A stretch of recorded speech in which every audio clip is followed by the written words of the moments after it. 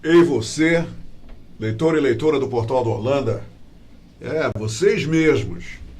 Eu sou Humberto Amorim e estou de volta para darmos início nesta nova semana, graças a Deus, ao ciclo de entrevistas com personalidades que sempre vêm aqui para abordar um assunto do nosso máximo interesse. E hoje, vocês já estão vendo aqui, o deputado federal Marcelo Ramos, que nos dá o entusiasmo, traz entusiasmo para cá, porque aceitou o nosso convite para falar com a gente sobre as suas idas e vindas, e não só isso, os seus primeiros passos lá em Brasília, representando o povo do estado do Amazonas. Eu estou dizendo o povo do estado do Amazonas porque ele agora é deputado federal eleito pela maioria e significa que agora ele é deputado federal de todo o mundo que mora no estado do Amazonas. E isso não pode ser contestado. Acabou. Agora nós temos que fazer o quê? Prestigiar as ações, acompanhar principalmente as ações do deputado federal Marcelo Ramos, para que ele possa conquistar, chegar aonde a gente quer que ele chegue, sempre beneficiando o nosso estado. Tá bom? Eu vou fazer o seguinte, vamos aí ao nosso comercial, que é importante, e em 15 segundos, é assim, eu estarei de volta, aí vamos ver o que o deputado tem a falar sobre tudo que é importante para ele e para a gente. Volto já. Se quero te amar e te amar, e te amar muitos anos, cuida bem de mim. Então misture tudo dentro de nós. Ei, agora é para valer. Voltei. Vamos lá conversar com o deputado Marcelo Ramos. Eu não posso iniciar essa entrevista sem também dizer para todos vocês que sou amigo dele, da Gema porque sou amigo de seus pais, sou amigo da sua família e estou feliz em recebê-lo aqui. Mas a partir de agora eu vou conversar com o deputado federal, tá? E tem uma linha divisória aí muito clara. Vamos lá, deputado, querido amigo Marcelo Ramos, seja bem-vindo ao Hora H e obrigado, lá de Brasília veio aqui, achou um tempinho na agenda e veio aqui nos dar essa grata satisfação de entrevistá-lo. Obrigado, Humberto, uma alegria estar aqui com vocês, obrigado a todos que estão nos acompanhando. Hoje foi um dia bem corrido, nós começamos 6 horas da manhã, 6h30 da manhã ali no cruzamento da Salvador com a Paraíba, onde eu faço todas as segundas e sextas-feiras, cada dia num ponto da cidade, a panfletagem de prestação de contas desses primeiros dias de mandato. Depois fui para o Iranduba, onde participei da abertura dos trabalhos da Câmara dos Vereadores. Saí de lá, fui fazer uma visita no Cacau Pireira, almocei lá na feira do Cacau Pireira e vim correndo para chegar a tempo aqui com você. Uma alegria estar aqui. Hoje a agenda ainda é longa e eu viajo na madrugada, porque preciso estar de manhã em Brasília e sempre deixo para viajar na madrugada, apesar de ser bem sacrificante, para ganhar um diazinho a mais com meus pequenos, que são muito criança ainda e sentem um bocado a minha falta nessas indas e vindas. Bacana, Marcelo. Bem, você oportunizou mesmo essa pergunta, porque você está falando que está fazendo panfletagem, prestando contas dos seus primeiros dias lá em Brasília, e tem muita gente que não entendeu e está agindo de forma, perdoa essa palavra, até um pouco agressiva, pelo menos foi o que aconteceu comigo em relação a isso. Uma frase que você falou, deputado, que você não vai ouvir a voz das ruas e que vai ouvir principalmente a voz da sua consciência. Mas essa panfletagem tem o quê? Tem um viés para mim de você falar para as ruas e, consequentemente, deve ouvir muitas vozes nesses encontros. O que você quis dizer com essa frase? Eu acho que a frase literal não é nem essa. Acho que a frase literal está num vídeo aí que eu postei.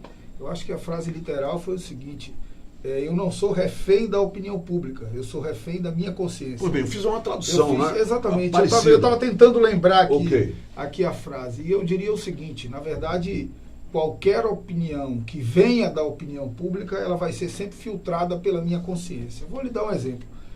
Boa parte das pessoas que me querem bem, que são meus eleitores, são servidores públicos que odeiam a hipótese de reforma da Previdência. Mas a minha consciência diz que sem reforma da Previdência o Brasil não tem jeito. O Brasil vai entrar num buraco sem fundo. Isso é necessário, então, é necessário, é imperioso. Por outro lado, boa parte de gente que acompanha a política é a favor da pena de morte. Mas a minha consciência diz que eu sou contra a pena de morte. pode ter 99% da população a favor da pena de morte. Eu sou contra. Fiz campanha dizendo que sou contra. Fiz campanha falando a favor da reforma da Previdência. Fiz campanha emitindo minha opinião sobre porte de arma. Fiz campanha emitindo minha opinião sobre os mais variados temas. Então, eu sou refém dos compromissos que eu firmei com o povo na campanha. Claro que a opinião pública, ela é parte da minha decisão, mas ela é filtrada pela minha consciência e sempre foi assim. Se fosse para a opinião pública decidir as coisas direto, não precisava de parlamento. A gente abriu uma enquete na internet e decidia as coisas que o Brasil precisava decidir. Nós temos um modelo de democracia representativa que pressupõe líderes que, vez por outra, têm a coragem de contrapor certas opiniões, mesmo quando elas são majoritárias.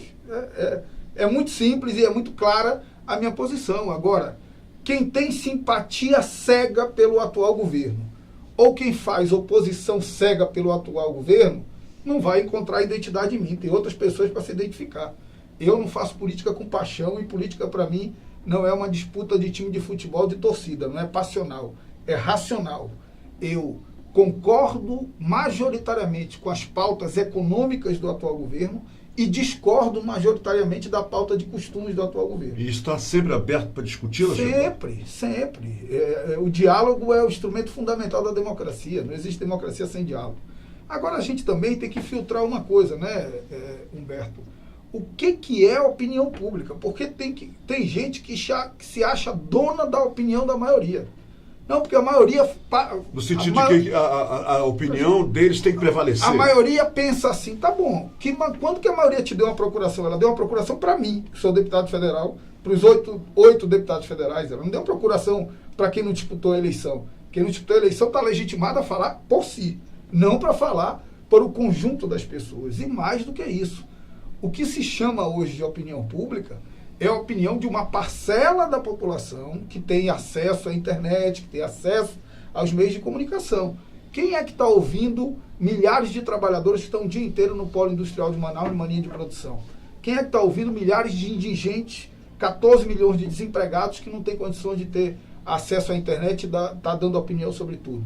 Então nós precisamos ouvir as redes sociais, que são um instrumento fundamental hoje, e acho que poucos políticos ouvem tantas redes sociais quanto eu, mas ter capacidade também de ouvir quem está fora disso. Por isso que eu vou panfletar lá no distrito, por isso que eu vou para o Sinal conversar com as pessoas. Isso será uma ação sistemática. Por isso que eu vou almoçar na feira na feira do Cacau Pireira, porque assim eu vou mesclando a opinião e aí sim, tendo uma média do pensamento das pessoas. Mas eu tenho meus compromissos com a minha consciência. Repito, quem é contra a reforma da Previdência, me desculpe se foi meu eleitor. Eu fiz campanha dizendo que eu era a favor. Quem é a favor da pena de morte, me desculpe se foi meu eleitor. Eu tenho uma história de vida dizendo que eu sou contra. Então, minhas posições são muito claras. Eu tenho muito medo de dois tipos de político. Primeiro, do que não tem opinião sobre nada. Tu abre a rede social do cara, parece que é um livro de autoajuda. O cara não tem opinião sobre nada. Aí você não cria inimigo. Se tu não tem opinião sobre redução da maioridade penal, não tem opinião sobre pena de morte, não tem opinião sobre reforma da Previdência, não tem opinião sobre reforma tributária, tu não tem inimigo nenhum. Né? E o outro é aquele que sempre vai com a onda.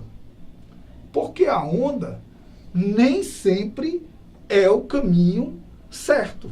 Nem sempre é o caminho que é melhor, ou nem sempre é o caminho compatível com o que a gente pensa, com a nossa consciência, com as nossas convicções. O judiciário hoje mesmo, o judiciário vive uma crise por conta disso. Se o judiciário julga contra o PT, ele é petista e ele é antipetista e é atacado pelos petistas. Se ele julga contra o governo, ele é petista e é atacado por quem defende o governo. Na verdade, o judiciário, mais do que ninguém, esse sim, só deve obediência à Constituição. Eu até escrevi um artigo sobre isso hoje, mas adiei para publicar na semana que vem, falando exatamente sobre isso, de que o judiciário, em especial o STF, ele não deve obediência à opinião pública, ele deve obediência à Constituição. Porque a opinião pública é conjuntural. A opinião pública pensa uma coisa hoje, muda a conjuntura, pensa uma outra coisa. A mesma opinião pública que derrotou fragorosamente o candidato do PT, deu uma vitória no primeiro turno para o Lula. Então ela é conjuntural. A Constituição não. Ela é uma média estável da sociedade. E nós precisamos respeitar isso sob risco de nós vivermos numa onda o tempo inteiro. Nós precisamos ter marcos regulatórios básicos. Por que o Chile é um país tão estável? As pessoas não se perguntam isso. O Chile é um país tão estável porque o Chile teve uma ditadura militar. Depois da ditadura militar, foi se revezando governos socialistas e conservadores, de esquerda e de direita. Independente de quem está no poder, os marcos regulatórios são estáveis. Muda uma coisa ou outra, mas não mudam os marcos regulatórios. Então o país tem estabilidade para dar para frente. As instituições precisam estar acima dos governos. E muita gente não entende isso. Muita gente acha que todas as instituições têm que dar uma guinada ideológica para o pensamento do governo da hora. Isso não faz bem para o Brasil e não faz bem para nenhuma democracia no mundo. Deputado, como foram? Bem, eu acho que tiramos essa pedrinha do meio do caminho. E isso eu estou falando para todos aqueles que me pediram para fazer essa pergunta ao deputado. É ouvir a opinião pública filtrada pela voz da minha consciência. Muito bem. E dos compromissos que Como foram os seus primeiros passos em Brasília? Porque o senhor e mais outros deputados integram pela primeira vez a bancada do Amazonas, que é tão importante para todos nós. Essa bancada, o senhor já pode fazer uma análise de que tipo de sintonia, de que tipo de resultados a gente pode esperar dessa bancada, que foi renovada, inclusive, com a sua presença? Porque existe muita esperança de todos nós no Amazonas de que essa bancada possa fazer, até pelo fator juventude, o sangue novo e tudo mais, possa fazer realmente uma trajetória que traga muitas inovações para o Estado. O senhor vê essas possibilidades como eu estou vendo? Humberto, a gente tem feito um esforço lá grande de ter uma ação sinérgica da nossa bancada. Nós temos 3 senadores, senador Eduardo Braga, senador Almar, senador Plínio Valério, 8 deputados federais. Eu, Bosco Saraiva, Sidney Leite, Silas Câmara, Átila Lins, José Ricardo, Pablo e Capitão Alberto Neto. Então, nós temos procurado ser muito sinérgico nas nossas ações, respeitando as nossas diferenças, e nós as temos, claro. É natural. O Zé Ricardo pensa diferente de mim, que pensa diferente do Pablo, que pensa diferente do Alberto Neto, que pensa diferente do Eduardo, mas buscando nos unir e estabelecer uma pauta mínima em defesa do Amazonas. E eu estou muito animado com a disposição de todos. Tenho tido muito orgulho de caminhar. O clima está bom, então, né? O clima está muito bom entre nós. Nós temos procurado nos ajudar. E da minha parte, esse início é um início que tem me entusiasmado muito. Eu mesmo, antes de tomar posse, eu tive um protagonismo com o presidente Rodrigo Maia para prorrogar os incentivos da Sudam, que eram fundamentais para a Zona Franca de Manaus, para dar segurança jurídica para os investimentos na Zona Franca, ao ponto do deputado Rodrigo Maia brincar, né, que eu antes de ser deputado já consegui aprovar um projeto, de tanto que eu peguei no pé dele para conseguir aprovar a prorrogação dos incentivos da Sudam. E já como deputado, eu tive a alegria de apresentar 2 projetos que para mim são fundamentais. O primeiro é um projeto que tem a ver com o processo democrático mais geral, que é a garantia, um projeto de resolução para abrir todos os votos na Assembleia, na Câmara dos Deputados, então acabar com o voto secreto. Só existem 3 ou 4 tipos de voto secreto: eleição da mesa diretora, escolha de membros do CNJ, do Conselho Nacional de Justiça, e escolha de ministro do Tribunal de Contas. Eu entendo que todos os votos que nós damos lá são votos em representação. Então, todos os votos precisam ser públicos. Eu tenho o direito de votar conforme a minha consciência, mas eu não tenho o direito de esconder o meu voto dos meus representados. Então, eu posso ser julgado pelos meus representados, mas eu não posso impedir que eles me julguem. Então, eu defendo que todos os votos sejam abertos. Apresentei projeto de resolução nesse sentido e apresentei um projeto de lei que, do meu ponto de vista, é o que eu vou me concentrar nesse primeiro semestre, pelo menos, que eu estou chamando de projeto de lei da indústria da Amazônia. Nós não podemos abrir mão da indústria que nós temos aí. Ela é fundamental e sem ela nós teremos um caos absoluto. Então nós precisamos defender duramente todos os nossos incentivos, o polo de 2 rodas, o polo de eletroeletrônico, mas nós precisamos ampliar esse mix. Porque o polo de 2 rodas, o polo de eletroeletrônico, eu tenho longe a matéria-prima e longe o mercado consumidor. Então, eu estou propondo um projeto de lei que facilite o que eu chamo de bioindústria da Amazônia, que é nós estabelecermos um polo que não é contraponto aos outros, mantendo os outros, mas um novo viés para o nosso polo industrial, um novo produto no nosso mix de produtos, que é a bioindústria. Que daí eu tenho até o mercado consumidor longe, mas eu tenho a matéria-prima perto. Então, eu estou propondo retirar a obrigatoriedade de PPB, de processo produtivo básico, quando o produto industrializado tiver preponderância de matéria-prima regional. Então, eu vou facilitar a indústria do concentrado de açaí, de Buriti, a indústria do fitoterápico de Copaíba, de Andiroba, a indústria do cosmético de cacau, como o batom de cacau, a indústria do pescado. Então, aumentando o nosso mix, tendo uma indústria mais identificada com as nossas vocações naturais e, ao mesmo tempo, uma indústria que vá lá buscar matéria-prima no interior do Estado, agregando também ainda mais valor para o interior do Estado. Digo ainda mais, porque erra quem pensa que a Zona Franca de Manaus só serve a Manaus. O interior do Estado, os nossos 61 municípios, vivem essencialmente de fundo de participação dos municípios, que é um repasse do governo federal, e de repasse de ICMS, porque tudo que é arrecadado de ICMS, 25% é destinado aos municípios do interior.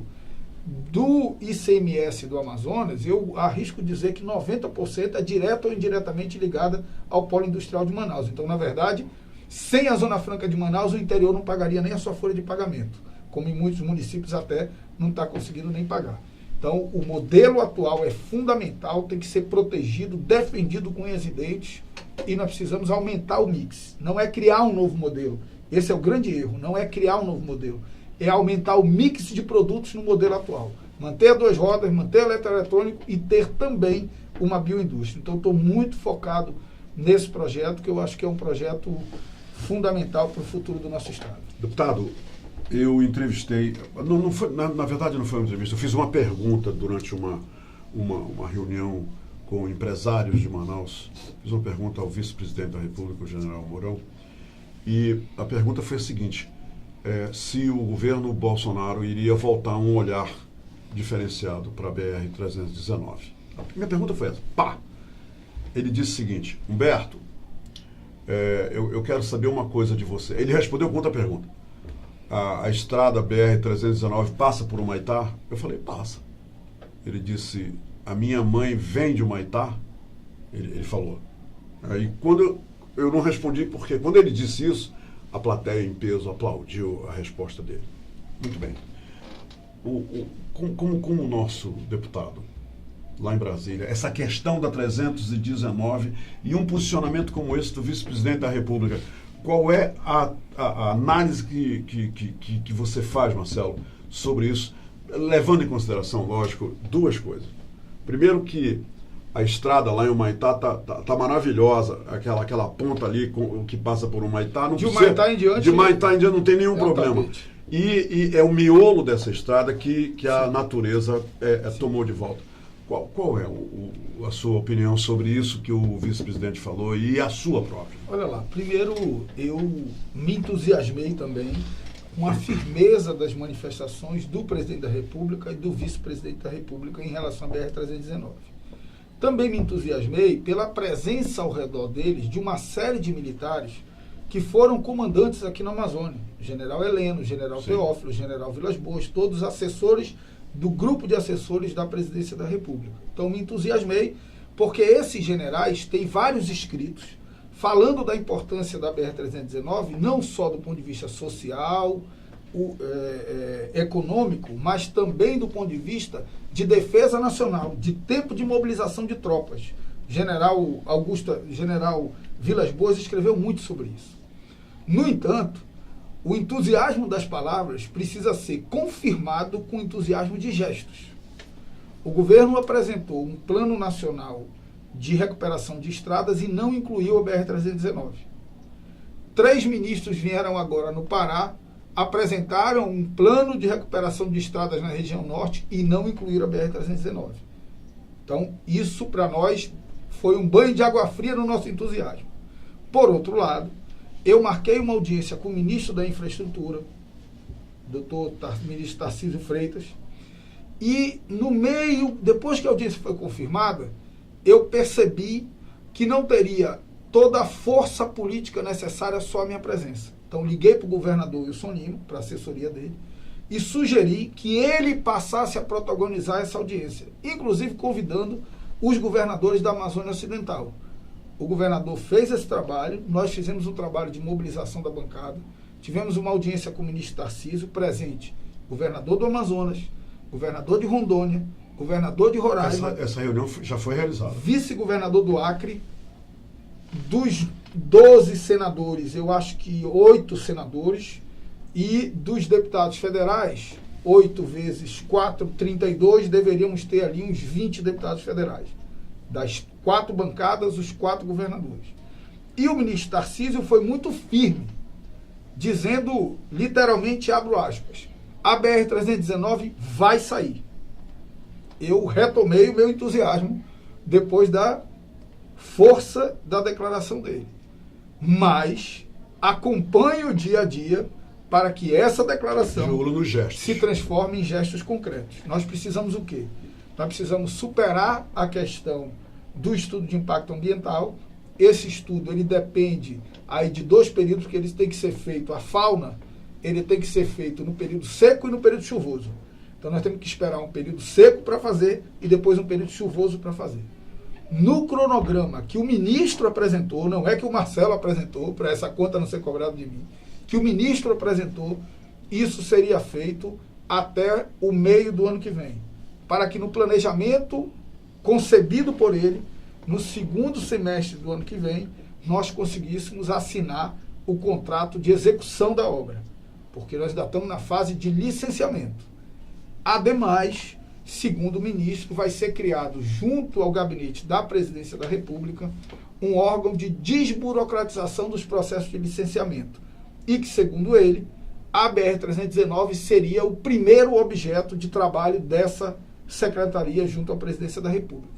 Estamos confiantes nisso, vamos ficar fiscalizando, porque eu entendo que essa rodovia é fundamental do ponto de vista econômico, do ponto de vista social, do ponto de vista de integração nacional e também do ponto de vista de defesa nacional.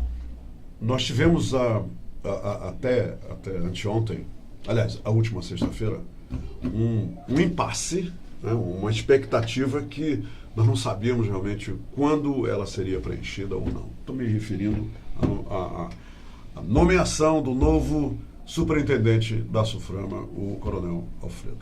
Finalmente saiu essa nomeação. A SUFRAMA ficou nesse compasso de espera, né? Quem estava dentro não sabia quando ia sair ou se ia ficar até por quanto tempo. Acabou isso. Qual é a sua expectativa agora que a SUFRAMA, que é considerada uma entidade muito importante para o funcionamento dessa máquina chamada Zona Franca de Manaus, com um novo dirigente, como o senhor recebe a nomeação efetivada agora do Coronel Alfredo para superintendente? Olha lá, o cargo de superintendente, eu até ouvi uma entrevista dele hoje de manhã numa rádio local, e é uma polêmica sobre se a bancada interviu, porque não tinha o apoio da bancada e tudo mais. O cargo de superintendente da Zona Franca de Manaus não é da bancada, o cargo de superintendente da Zona Franca de Manaus é do presidente. A nomeação foi feita pelo presidente, com o aval do presidente, que é quem está legitimado pelo povo para escolher esse cargo. Então, a nós cabe emprestar nossa solidariedade, nosso apoio e desejar sorte ao novo superintendente da SUFRAMA. Então, a minha postura é uma postura de espírito colaborativo com a nova gestão da SUFRAMA. Vamos esperar o coronel assumir para esperar ver qual vão ser os primeiros atos. Eu até, como muitos, me assustei um pouco com algumas declarações dele, mas hoje ele deu uma declaração na rádio, acho que esclarecendo um pouco, né? Porque nós temos que ter absoluta clareza, Humberto, de que nós podemos até falar numa nova matriz econômica, mas nenhuma construção de nova matriz econômica pode abrir mão do atual modelo, porque o atual modelo vai nos levar para o caos. A perda do atual modelo vai nos levar para o caos, e ninguém constrói a alternativa econômica do caos. Eu não quero construir uma alternativa econômica com aumento de fome, de miséria, de desemprego, de violência. Então, eu acho que foi muito claro o posicionamento do superintendente hoje, de que ele entende que o atual modelo deve ser protegido e que quer colaborar, que foi a palavra que ele utilizou, que quer contribuir com os órgãos responsáveis por construir uma nova alternativa econômica para o Amazonas, que também todos nós reconhecemos que é necessário. Então, o espírito com ele é de colaboração, de desejo de boa sorte, e eu tenho certeza de que toda a bancada tem esse espírito de contribuir com a Zona Franca de Manaus para que ela seja resgatada, com gestos concretos também do governo federal. E também, mais do que palavras, nós precisamos de gestos. Nós precisamos que volte para cá a avaliação dos PPBs, porque os PPBs estão em Brasília. Nós precisamos que o ministro da Economia pare de falar em reduzir incentivos fiscais e em abrir o mercado no que nós produzimos aqui. Tem algo que é muito temerário. No plano dos 100 dias do atual governo, está lá claramente reduzir imposto de importação de eletroeletrônicos. Isso mata a Zona Franca de Manaus. Mas vai ter eletroeletrônico mais barato no Sudeste. É verdade, vai ter. Mas vai ter muito desemprego aqui também e não vai ter quem compre. Então, todos os países protegem setores estratégicos da sua economia. Os Estados Unidos protege o aço, protege a soja, protege a indústria automobilística. É da regra das economias liberais do mundo. E nós precisamos entender que o Polo Industrial de Manaus é um instrumento fundamental de geração de emprego e renda e de proteção do meio ambiente. Não, mas nós não podemos mais conviver com isso, porque tem que acabar o incentivo fiscal e tem que abrir as barreiras. Tudo bem. Aí nós vamos ter que ir para o canibalismo ambiental. Aí nós vamos ter que plantar soja, nós vamos ter que arrancar minério com licença ou sem licença, e o país e o mundo vão pagar o preço do povo do Amazonas ter que encontrar uma alternativa econômica mais agressiva ao meio ambiente para poder sobreviver. Nós não vamos morrer de fome porque alguém decidiu que não pode mais ter Zona Franca. Que não. Deputado Marcelo Ramos, muito obrigado pela entrevista. Se eu não lhe perguntei alguma coisa, pode se dirigir a todos os seus eleitores e simpatizantes, e mesmo quem não é também, está aqui para nós seguirmos juntos. Primeiro, obrigado, Humberto, obrigado ao Holanda, ao Portal do Holanda, por esse belo trabalho que faz de democratização do acesso à comunicação. É muito importante consolidar instrumentos alternativos de comunicação, e o Holanda foi protagonista nisso, percebeu antes de qualquer um outro. Eu sempre faço questão de parabenizá-lo por isso, dizer ao povo do Amazonas que eu tenho procurado exercer o meu mandato com os compromissos que firmei na campanha, um mandato absolutamente transparente, que preste contas, combativo, ético, de combate à corrupção, definir alguns eixos principais. Os eixos locais, regionais, são bioindústria da Amazônia, BR-319, telefonia e internet no interior do estado, que vai ser uma luta muito grande. Nós temos muitos problemas de telefonia e internet no interior. E no eixo nacional, a necessária e urgente reforma da Previdência. Vamos procurar uma reforma equilibrada, que garanta direitos adquiridos, mas que consiga diminuir o déficit público. Nós estamos falando de 300 bilhões de reais por ano de déficit. Isso é insustentável para qualquer país. A reforma tributária, para que a gente consiga desonerar a folha de pagamento, a produção, o consumo, para que o nosso país possa voltar a crescer. E o combate à corrupção e à violência, que também são pautas urgentes do Brasil. Então eu vou trabalhar nesses 3 eixos regionais, nesses 3 eixos nacionais, sendo transparente, prestando contas, como eu digo para a minha equipe, ter capacidade de influenciar no debate nacional, para que o cidadão um dia me veja presidindo a sessão da Câmara dos Deputados, como tiveram o orgulho de me ver, mas no outro dia ele aperte a minha mão num sinal de trânsito, num terminal de ônibus, numa feira da cidade ou nos barcos ali na Manaus Moderna. Assim esse mandato será exercido nos próximos 4 anos, e eu tenho muita certeza que nem todos vão concordar comigo. E é óbvio. Normal. Eu tenho minha forma de pensar que é diferente de muitas pessoas. Mas eu tenho certeza que o povo do Amazonas vai se orgulhar muito desse mandato. Muito obrigado. Obrigado. Obrigado mesmo. Obrigado. Boa sorte.